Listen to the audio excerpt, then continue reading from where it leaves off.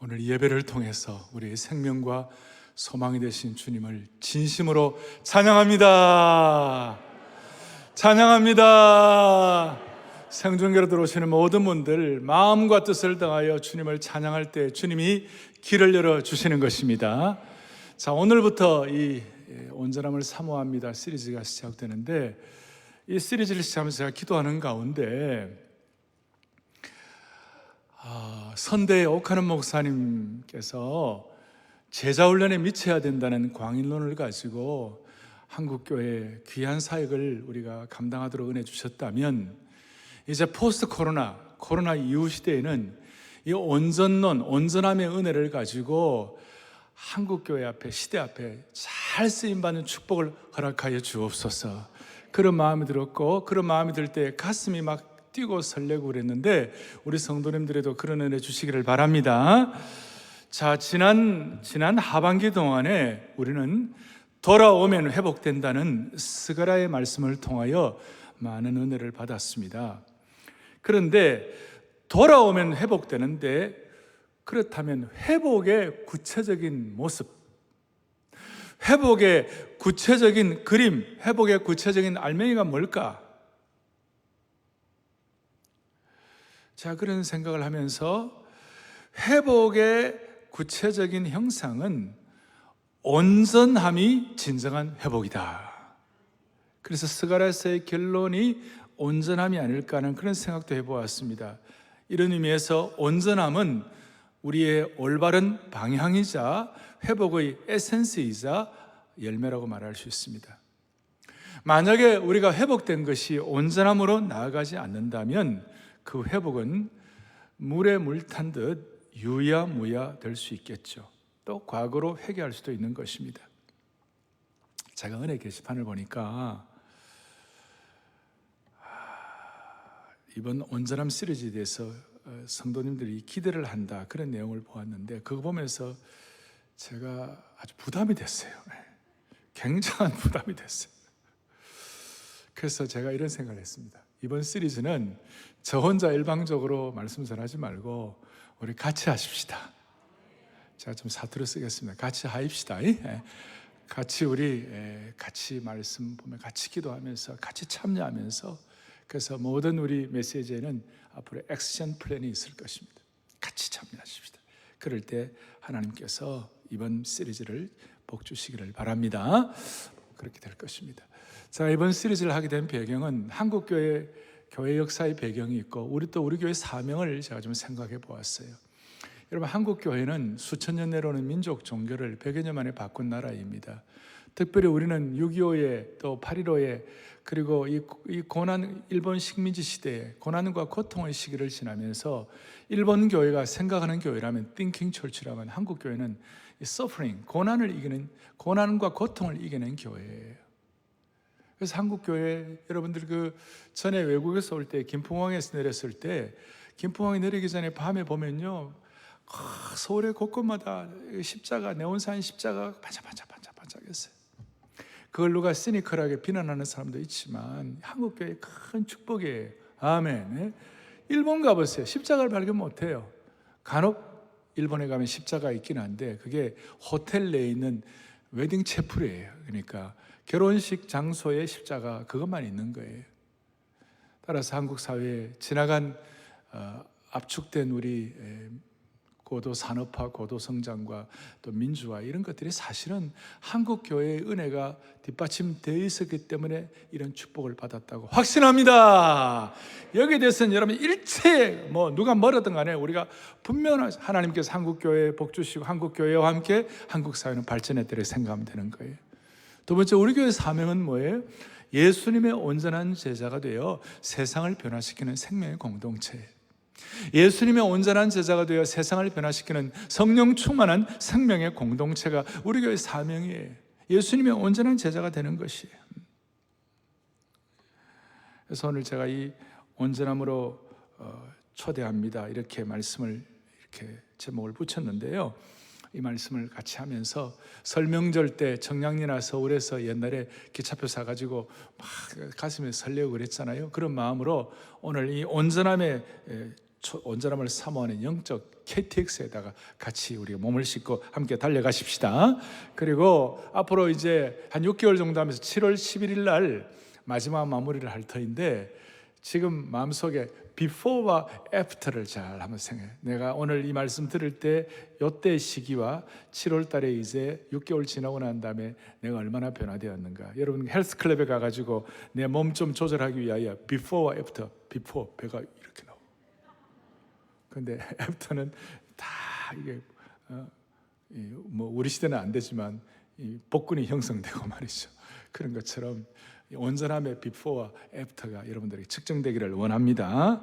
자, 이제 본문을 살피겠습니다. 1절에 보니까 너희가 부르심을 받은 일에 합당하게 행하여.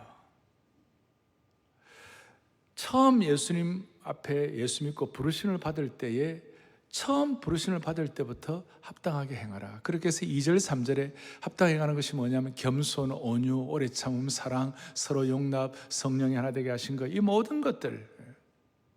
그러니까 겸손하고 성령이 하나 되게 이걸 갖다가 나중에 어느 순간 먼 훗날에 해야 할 일이 아니고 부르심 받은 처음부터 해야 할 일이다, 그런 뜻이에요. 그것을 놓고 볼 때 이 온전함의 시작을 어떻게 하느냐면요, 예수님 처음 믿을 때부터 우리는 온전한 제자가 되어야 한다는 것이에요. 우리는 흔히들 예수님은 온전한 제자가 되어야 한다 이런 얘기를 하면 먼 훗날 얘기다, 이것은 무슨 영적으로 굉장히 성숙하고 완전히 이렇게 의탁된 아주 높은 수준의 성도들이 나아가는 것이지, 예수 처음 믿을 때 무슨 온전함이 되겠는가, 그렇게 생각할 경우가 많이 있어요. 그러나 오늘 우리가 기본적으로 사랑의 교회 모든 성도들은, 또 오늘 주님의 백성들은 부르심을 받은 그때부터 우리는 예수님의 온전한 제자가 되기로 목표를 해야 한다는 것이. 따라서 다시 한번 예수님 처음 믿을 때부터 온전한 제자가 되게 하여 주옵소서. 오늘날 세계 복음주의 교회의 많은 교회들이 힘을 잃어버리고 비참한 그런 신앙생활을 하고 있는 이유 중에 하나가, 예수님의 온전한 제자 되고 예수님 제자 되는 것은 나중에 어느 시점 지나가고 되는 것이지, 지금 우리는 그런 거 아니다라는 이런 생각 때문에 수많은 복음주의 교회가 생명력과 기백과 능력을 잃어버리고 있는 것이에요. 그런 차원에서 오늘 이 온전함을 시작하면서 사랑의 교회 모든 성도들, 오늘 우리 중창단 또 우리 모든 교우들, 오늘 일부 예배 때나 앞 예배 때는요, 본당뿐만 아니라 지하 5층부터 지상 8층까지 다 10분씩 다 차버렸어요. 할렐루야. 사모하는, 그렇게 사모해서 예배에 나왔는데 우리 마음속에 소원을 하자고 해요. 주님, 예수님 처음 믿을 때부터 온전한 제자가 되기로 소원하게 하여 주십시오. 처음 믿을 때부터. 그래서 제가 이 처음부터 예수님 처음 믿을 때부터 우리가 온전한 제자를 사모해야 한다는 거 갖고 제가 삼행시를 한번 지어봤어요. 그래서 온전함, 제가 여러분들이 운을 떼어주세요. 함께요. 먼저, 온지 얼마 되지 않는 성도들도 전심으로 사모하여 함께 사랑의 교회에서 온전한 제자가 되십시다. 아멘. 처음부터.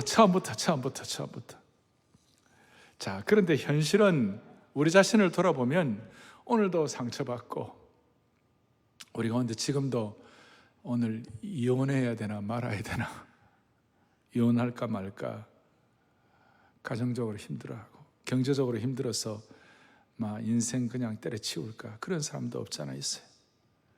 이런 분들에게 처음부터 온전한 제자가 된다는 것이 어떻게 다가오겠습니까? 이 내용은 마치 거대한 벽같이, 넘지 못할 넘사벽같이 그렇게 느낌이 들 수도 있을지도 모릅니다. 그런데 우리 주님의 심정을 깨달아야 돼요. 여러분, 자식이 못되었다고, 자식이 못났다고, 자식이 약하다고, 자식이 깨어졌다고 부모가 그대로 두기를 원하는 부모는 없는 거예요.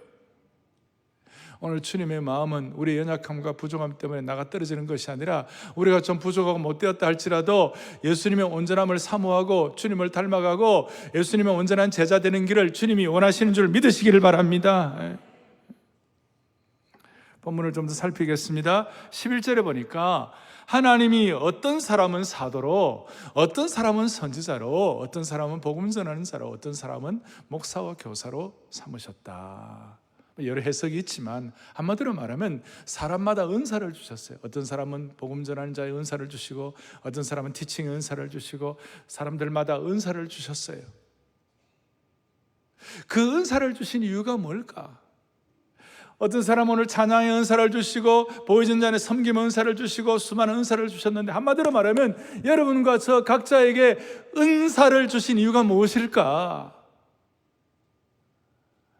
은사를 주신 목적은 12절, 이는 그 은사를 주신 이유가 뭐냐? 성도를 온전케 하며, 하나님의 교회에, 하나님의 사역자들에게, 하나님의 교회에 하나님이 명하시는 것이 뭐냐? 그 사역을 통하여 성도를 온전하게 하라. 성도를 온전하게 하라. 그리고 13절에 보니까 온전한 사람을 이루어 그리스도의 장성한 분력이 충만한 데까지 이르라. 온전한 사람, 온전한 사람, 이 내용은, 이 온전한 사람이라는 말을, 죄송합니다, 헬라어로 텔레이오스. 앞으로 텔레이오스란 말들을 자주 듣게 될 것입니다. 어쩌면 우리가 지금 하는 이 내용을 앞으로 이 텔레이오스, 신학이라 해도 과언이 아닌데, 온전한, 좀 이게 높은 수준이에요. 근데 처음부터 높은 수준을 좀 알아놓으면 귀한 거예요. 옛날에 저희 학교 대학 시험 볼 때에, 그때 우리 예비고사하고 본고사가 있어요. 지금 수능 또 이렇게 논술 이런 거 나와 있지만, 저는 예비고사하고 본고사가 있습니다. 예비고사가 수준이 높을까요? 본고사가 수준이 높을까요? 본고사가 수준이 높죠.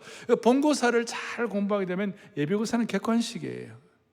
나가라 다 나가라, 그렇게 해가지고 어느 것을 찍을까요? 이런 식으로 있잖아요. 그게 예비고사인데, 그거 예비고사는 본고사를 잘하면 예비고사가 해결이 되는 것입니다. 마찬가지예요. 오늘 이 텔레이오스가 영적인 본고사가 되어서 여러분들의 삶의 현장에서 일어나는 자질구레하고 어정쩡하고 가시처럼 괴롭히는 예비고사들의 문제가 온전함을 통하여 총정리되기를 바랍니다. 그리고 12절에서 성도를 온전하게 해가지고 봉사일을 하게, 온전하게 된 성도들의 봉사일을 하게 하면 자연스럽게 그리스도의 몸이 세워진다, 그렇게 했어요. 그리스도의 몸이 세워지는, 그리스도의 몸이 뭡니까? 교회인 것입니다. 눈에 보이는 사랑의 교회라는 한국교회 공동체가 있고, 눈에 보이지 않는 무형교회는 우리 자신의 무형교회 공동체가 있어요. 그래서 이 교회가 세워진다는 이것을 통하여 13절부터 16절까지 이렇게 말할 수 있습니다. 뭐라고 얘기할 수 있냐? 종합적으로 말하면 성도들이 한 몸을 이루어 주님의 사랑으로 서로 연결되고 결합되면 시대를 관통하는 강력한 공동체가 됩니다, 이 뜻이에요. 포스트 코로나 이후 시대를 관통하는 강력한 공동체가 회복되기를 바랍니다. 그것을 위하여 먼저 첫 번째, 예수 처음 믿을 때부터 온전함을 사모해 보십시다.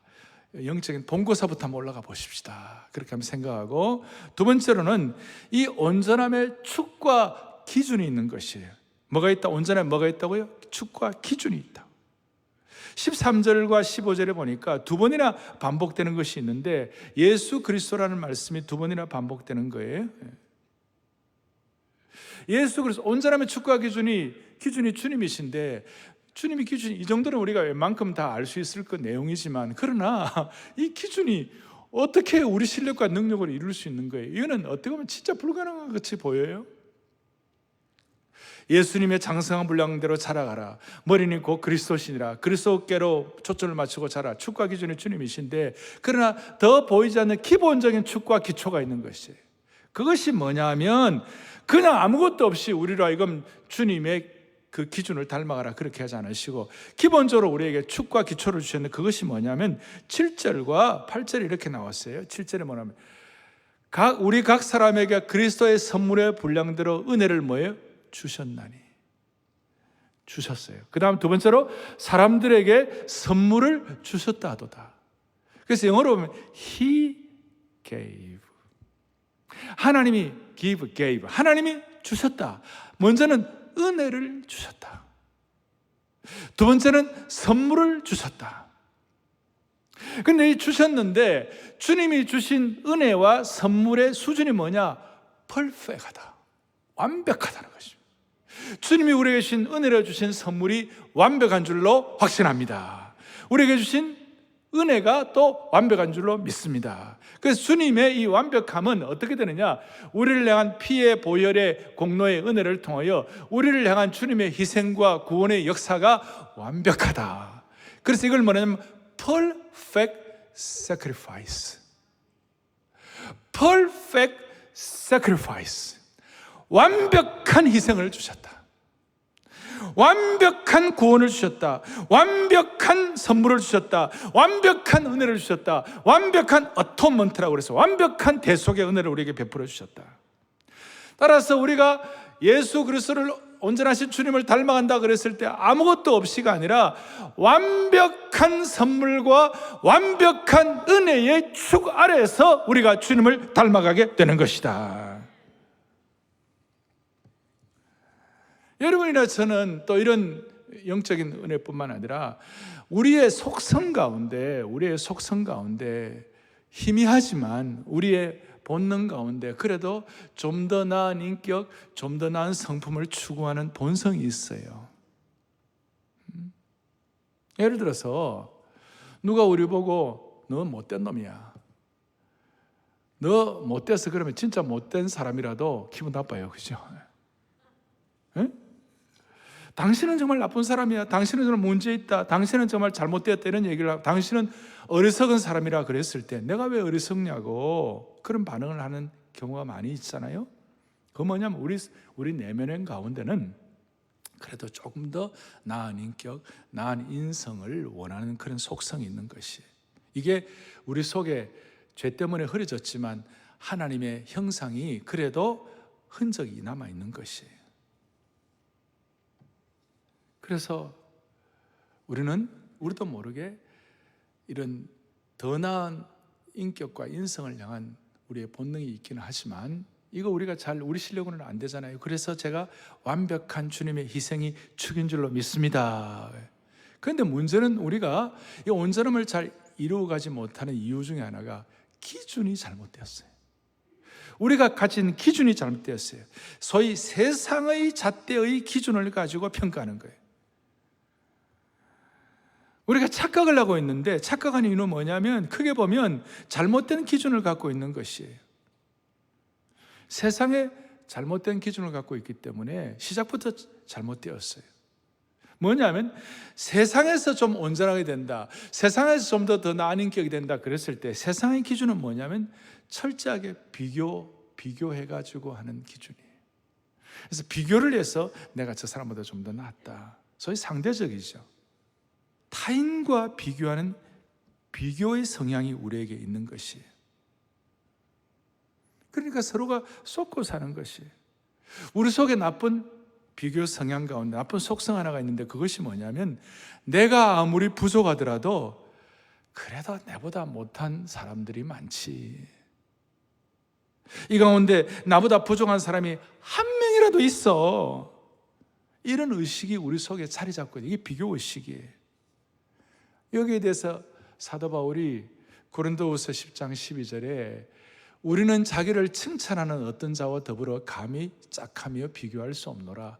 그러나 그들이 자기로서 자기를 헤아리고 자기로서 자기를 비교하니 지혜가 없도다, 어리석도다. 자기 자신과 다른 사람들을 비교하는 사람은 지혜가 없고 어리석고 스스로 쏟고 있다는 것이, 이것이 오늘 제가 말씀드리는 온전함과는 통하지 않는 것이에요.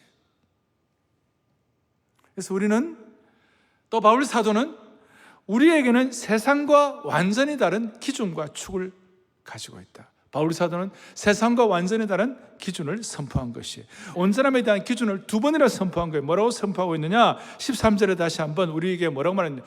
온전한 사람을 이루어 그리스도의 장성한 분량이 충만한 데까지 이르라. 누구의 장성한 분량이에요? 그리스도의 장성한 분량.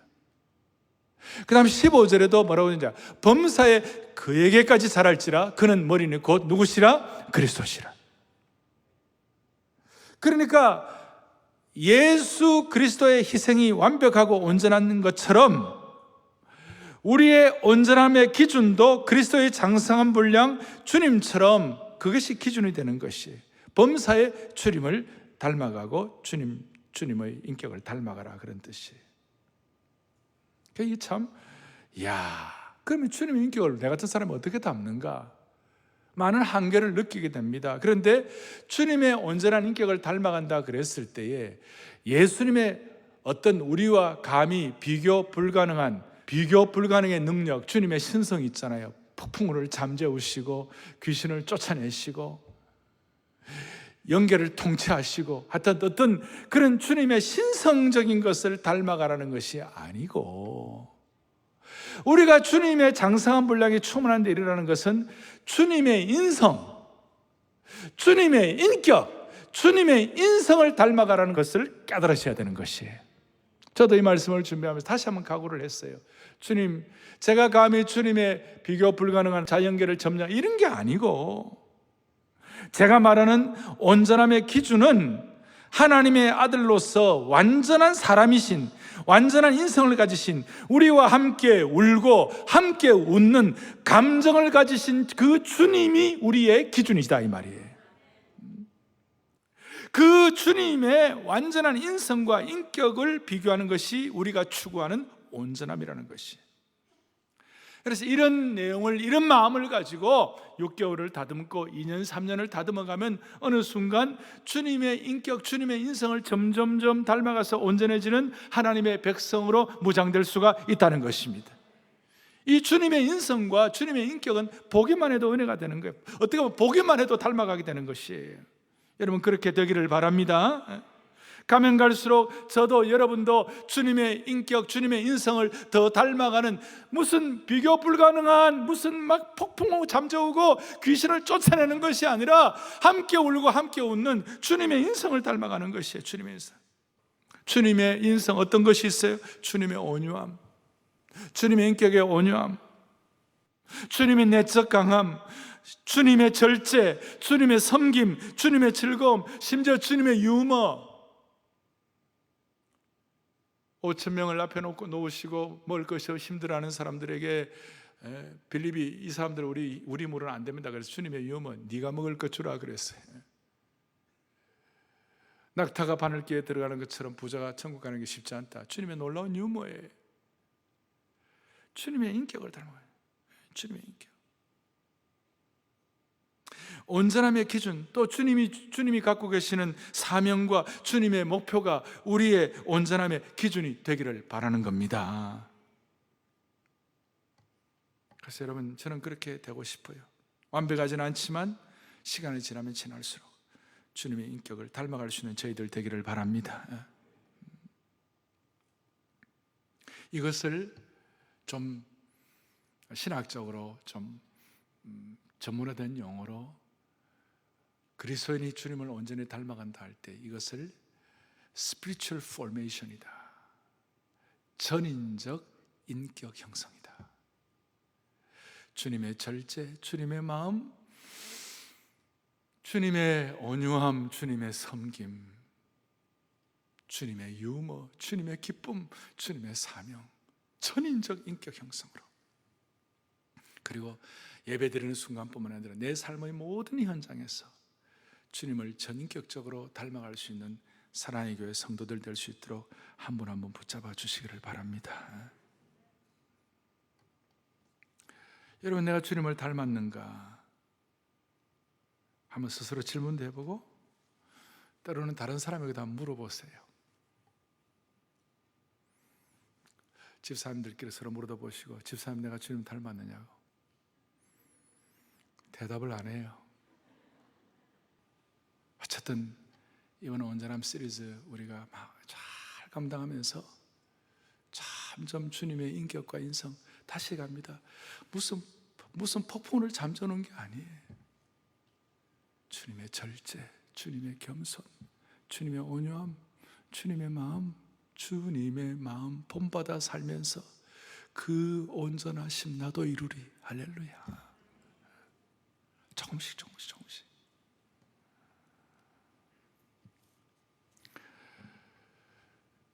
예수 처음 믿을 때부터 우리는 온전함을 사모하면 길이 열리기 시작하고, 온전함의 축은 완벽한 희생이 기초가 되어가지고 온전하신 주님의 인격, 주님의 인성을 닮아가는 것이에요. 그럼 세 번째로, 교회는 이 온전함의 신비를 위하여 쓰임받아야 돼요. 다시요, 하나님이 교회에 사역자들을 주시고 교회를 주신 목적이 뭐냐? 12절에 성도를 온전하게 하기 위하여. 이것이 교회의 중요한 사역의 우선순위예요. 우리는 교회가 결과론적으로 보면 교회가 전도와 사명과 세계 선교와 복음 전도, 구제와 봉사, 그 다음에 뛰는 거 다 해야 되지만, 교회의 우선순위는 성도의 온전함이에요. 이걸 한국 교회가 포스트 코로나 시대에 다시 한번 우리는 절실하게 확인해야 돼요. 교회는 교회 사역을 통하여 복음이 들어가는 곳마다 평화가 선포되고 하나님의 정의가 펼쳐지는데, 오늘 이 온전함과 비교해 보면 사실 평화와 정의도 온전함보다도 앞설 수는 없는 것이에요. 오늘 이 사회, 소위 기독교 내에도 소셜 가스펠이라고 그래서 사회복음이라고 그래갖고 정의와 뭐 이런 공정 이런 것 얘기를 많이 하는데, 정의와 공정 그 이전에 온전함이 우선순위예요. 복음과 평화와 정의보다도 더 우선순위가 교회가 할 일은 온전함이에요. 주님을 닮아가는 영적 성숙에 대해서 그걸 온전함을 추구하고 회복시켜야 되는 거예요. 제가 다시 얘기합니다. 우리가 온전한 인격 된다, 온전한 자가 된다는 것은 무슨 하얀 옷을 입은 성자가 된다는 뜻이 아니에요. 주님의 인성, 주님의 인격을 닮아가는 것이. 그리고 이걸 위하여 교회가 이 온전함의 신비를 이루어가는데 교회가 쓰임받아야 할 줄로 확신하는 것이에요. 그런 의미에서 여러분, 좋은 교회 만나고 좋은 교회 생활하는 것은 큰 우리의 생애에 최고의 과제라고 말할 수 있어요. 그럼 여러분, 좋은 교회가 뭐예요? 뭐 이런 교회가 좋은 교회다 다 얘기하지만, 제가 좋은 교회를 한마디로 말하면 저는 나의 영적인 상태를 새롭게 바꿔주는 교회가 좋은 교회예요. 저와 여러분의 영적인 상태를 교회를 통하여, 교회 생활을 통하여 새롭게 될 수 있도록 하게 된다면 그것이 좋은 교회예요. 오늘 한국 교회가, 사랑의 교회가 우리의 영적인 상태를 새롭게 바꿔주는 교회 역할을 하기를 바라는 것이에요. 조금 더 깊이 들어가면 영적으로 우리를 성숙시켜주는 교회, 우리를 영적으로 온전하게 만들어주는 교회. 지나간 시간에도 우리 교회를 하나님 은혜를 주셨지만, 이제 앞으로 사랑의 교회는 성도들의 영적인 상태가 늘 새로워지고 늘 더 한 단계 더 올라가고 더 온전해지는 그런 성도들의 신앙 생활이 될 수 있도록 사랑의 교회라는 교회가, 아니 한국 교회가 그런 역할을 포스트 코로나 시대에 감당할 수 있기를 원합니다.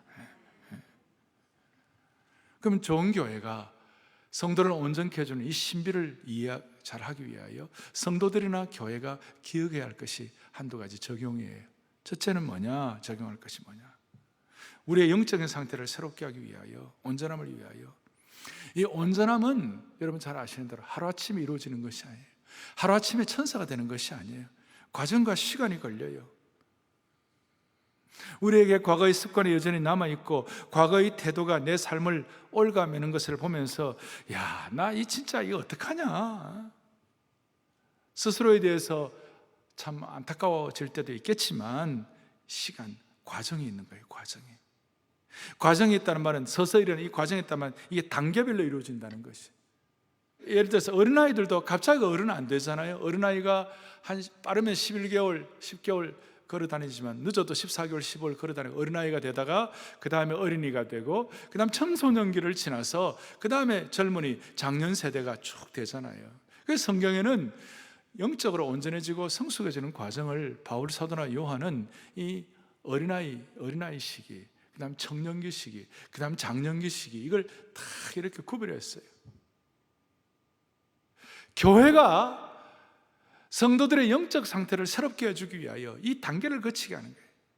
사랑의 교회 같은 경우는 처음 교회에 오신 분들은, 온전함을 추구한 처음 오신 분들은 새가족 모임과 다락방을 거치면서 우리에게는 구원의 확신을 갖게 하는 그 과정을 거치는 거예요.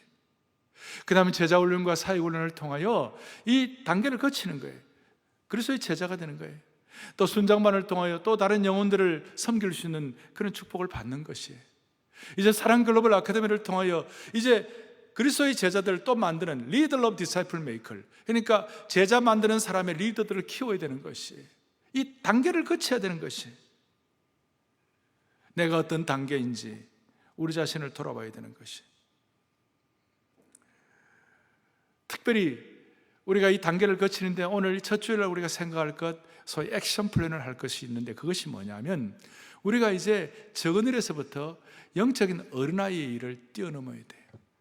단계를 거치려면 제일 먼저 어린아이 일을 버려야 되는 것이. 어린아이가 갖는, 오늘 본문에도 나옵니다마는 어린아이가 갖는 특성이 두 가지가 있어요. 첫째는 불안정해요. 불안정해요. 산만해요. 어린아이들은 집중력이 짧아요. 교회 내에 영적으로 산만해가지고 집중력이 떨어진 어린아이들이 곳곳마다 우글우글해요. 14절에 보니까 어린아이들은 어떻게 되느냐, 우리가 이제부터 어린아이가 되지 아니하며, 그러면 어떻게 되느냐, 그 다음 어린아이들은 온갖 교훈의 풍조에 밀려 요동하는 것이 어린아이예요. 앞으로 이 온전함을 사모합니다. 이 모든 과정들을 지나면서 사랑의 교회 중직자부터 또 목회자부터 우리 모든 성도들에 이르기까지 모든 성도들이 어린아이의 불안정을 탈피할 수 있도록 은혜 주시기를 바랍니다. 풍조에 휩쓸려 요동한다는 것이. 한때는 우리 성령 운동할 때도 한때는 막 그냥 뭐 방언 막 하다가, 그 다음에 막 금리빨 뭐 하다가, 그 다음에 막 넘어지다가 막 이런 거 있었잖아요.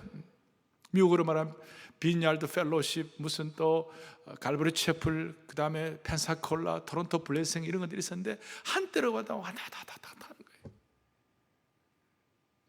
교회는 성도들을 영적으로 새롭게 만들어주는 교회는 이 불안정한 성도들을 안정적으로 만들어야 하는 것입니다. 예를 들어 우리가 예배에 대해서도 마찬가지죠. 어떨 때는 예배 없이는 죽고 못 사는 성도들이 많이 있었는데, 이 코로나 지나가면서 혹시 예배에 대해서 불안정한 분들이 계시다면 다시 안정으로 돌아오시길 바라는 것이. 토빗에도 늘 나온 분들도 이제는 뭐 이렇게 만약에 등하시다, 이 불안정한 것이 회복이 돼야 되는 것이. 또 어린아이 특징은 뭐냐면요, 어린아이는 불안정할 뿐만 아니라 분별력이 없어요. 분별력이 없어요. 어린아이는 위험한 환경에서 놀면서도 얼마나 위험한지 몰라요. 애들은 뭘 모르잖아요. 그래서 수영장에 가서 어려운 일도 일어나잖아요. 그 냄새나는 변기에다가 손을 놓고 막 돌리잖아요.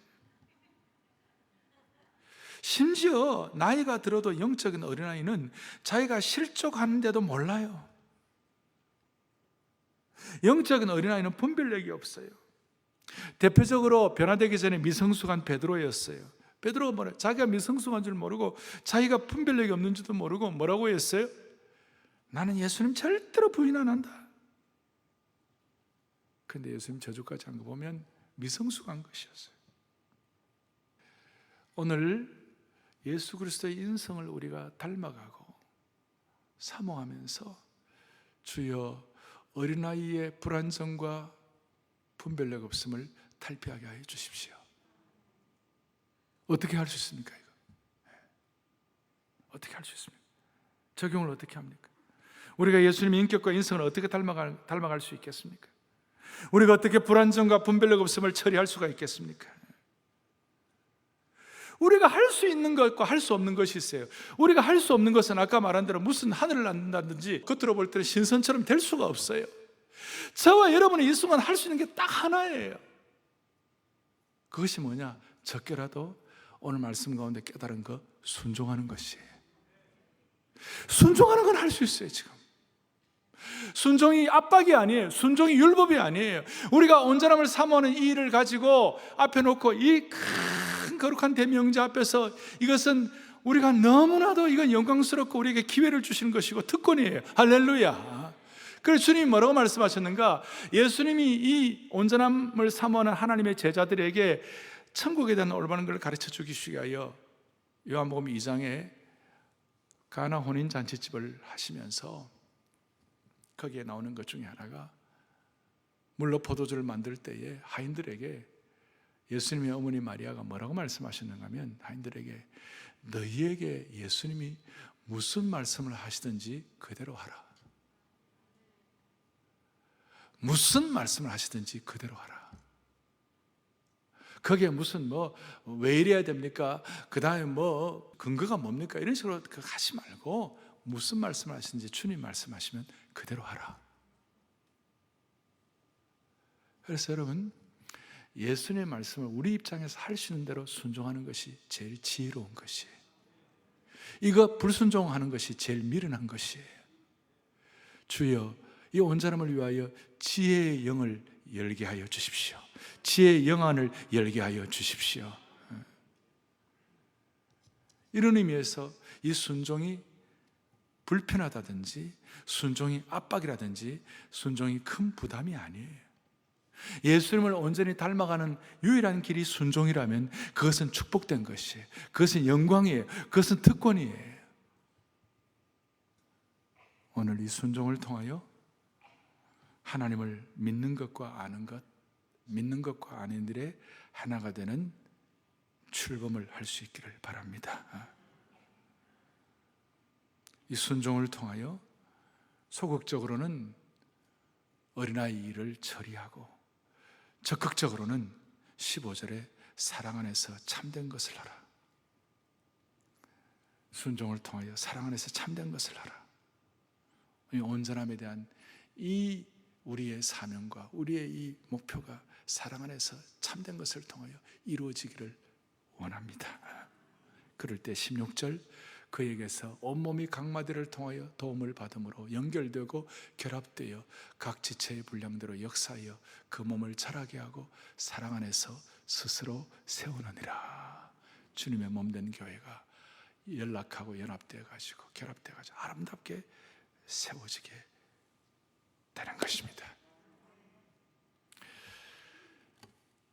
교회의 모든 일들도 내게 주신 은사에 따라서 봉사하지만 주님의 완벽한 희생이 기초가 되어서 이 온전함을 사모하는 것이 기준이 되어 우리가 찬양대도 섬기고 안내조차 교육 봉사도 섬기고 내게 주신 은사를 따라 주님의 몸된 교회를 섬기기를 바랍니다. 한국교회가 사역 자체가 목표가 아니라 찬양 자체가 목표가 아니라 교육 자체가 목표가 아니라 그 다음에 섬김 자체가 목표가 아니라 온전함이 기초가 되어서 주님의 인격을 닮아가는 것이 기초가 되어서 주님을 섬길 수 있기를 바랍니다. 그리고 이것도 베드로전서 5장에 보면 기가 막힌 말씀이 있는데 5장 10절에 무슨 말씀? 너희를 친히 온전하게 하시며. 할렐루야. 우리가 애를 쓰지만 순종하지만 결국은 누가 우리를 온전케 하시는 거예요? 주님이 우리를 친히 온전하게 하시는 것이에요. 온전함의 이 이니셜이 주님께 가 있는 것이에요. 용기를 얻으십시다. 다시 한번 포스트 코로나 시대의 온전함을 가지고 이제 이 온전함이라는 산에 함께 등정하십시다. 오늘 주보의 제일 앞에 이 산에 올라가는 거 그림 보이시죠? 함께 등정하십시다. 주님의 마음을 본받는 자, 그 거룩하심 나도 이루리, 그 온전하심 나도 이루리. 주님의 마음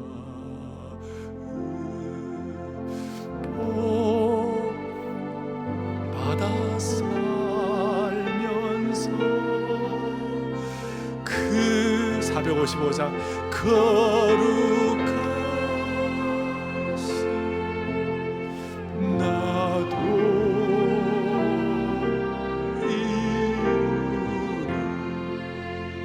이 말씀 준비하며 이 찬송을 혼자 하는데요, 가슴이 뭉클한 거예요. 내가 무슨 예수님의 온전함을 이루어 가겠나. 난 내 능력으로 안 되지만, 그러나 주님의 인성, 주님의 인격, 그거 우리가 방향을 잡아가지고 그 온전하심 나도 이루리, 이런 찬송하는 것 자체가 주님을 닮아가는 과정이구나, 그러는 은혜를 받게 되었습니다. 다시 한번 그 온전하심, 시작. 그 온전하심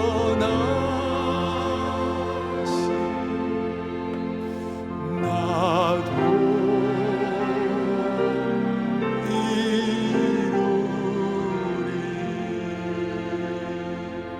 가슴에 손을 얹겠습니다. 같이 우리 간절한 마음으로 기도하십시다. 이제 온전함의 이 초대를 받았습니다. 이번 한 주간 동안 주님을 닮아가는 온전한 제자가 되게 해달라고 기도 제목을 가지고 말이나 일이나 삶의 여정에서 주님의 온전함을 이루기를 이제 기도 제목부터 가지고 액션 플랜 시작하십시다. 그리고 적은 것부터라도, 순종하기 쉬운 것, 작은 것부터라도 실천할 수 있기를 바랍니다. 주님, 작은 것부터라도 실천하여 온전함의 산에 함께 등성하게 하여 주옵소서. 주님, 오늘 이 말씀을 온전히 받아들이는 성도들 되게 하여 주시기를 원합니다. 이 온전함이 율법이 아니라 일상에서 만져지는 말씀으로, 은혜의 말씀으로 역사하게 하여 주시옵소서. 순종이 의무가 아니라 받은 은혜가 너무 컸어, perfect sacrifice, 완벽한 희생 때문에 기쁨으로 순종할 수밖에 없는 순종의 삼투압이 일어나게 하여 주시옵소서. 우리 주 예수 그리스도 이름 받들어 간절히 기도 올리옵나이다. 아멘.